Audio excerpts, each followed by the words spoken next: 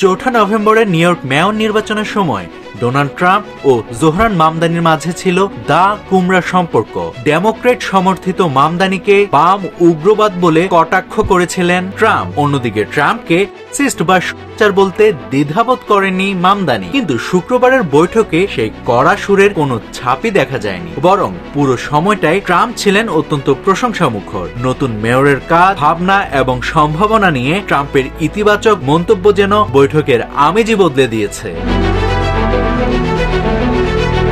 বাংলাদেশ সময় মধ্যরাতে শহীদ ও আন্তরিক পরিবেশে হোয়াইট হাউসে বৈঠক করেন মার্কিন প্রেসিডেন্ট ডোনাল্ড ট্রাম্প এবং নিউ ইয়র্ক সিটির নবনির্বাচিত মেয়র জোহরান মামদানি। স্থানীয় সময় শুক্রবার বিকেল 3টার কিছু পর শুরু হয় তাদের রুদ্ধদ্বার বৈঠক, যা প্রায় আধা ঘন্টা স্থায়ী ছিল। পরে দুজনেই ওভাল অফিসে এসে সাংবাদিকদের সামনে দাঁড়ান।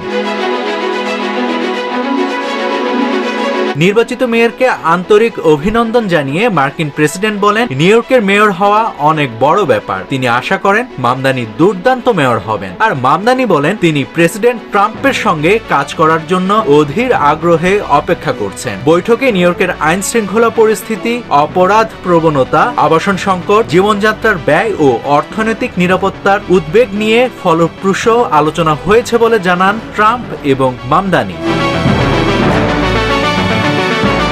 সাংবাদিকদের ট্রাম্প বলেন, আমাদের একটা দারুণ বৈঠক হলো, খুবই ভালো, খুবই ফলপ্রসূ। আমাদের একটা মিল আছে, আমরা দুজনই চাই আমাদের এই প্রিয় শহরটা ভালোভাবে এগিয়ে যাক। আর আমি মেয়রকে অভিনন্দন জানিয়েছি, তিনি সত্যি অসাধারণ একটি নির্বাচন লড়েছেন।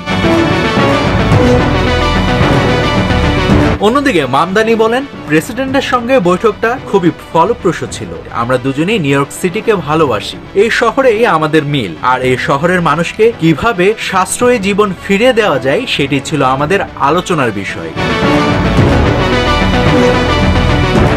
চলতি মাসের শুরুতে অনুষ্ঠিত নির্বাচনে সাবেক গভর্নর অ্যান্ড্রু কুমোকে বিশাল ব্যবধানে পরাজিত করে নিউ ইয়র্ক সিটির ইতিহাসে প্রথম মুসলিম মেয়র নির্বাচিত হন 34 বছর বয়সী ডেমোক্রেট নেতা জোহরান মামদানি। নাভিদ হাসান, সোনালী নিউজ।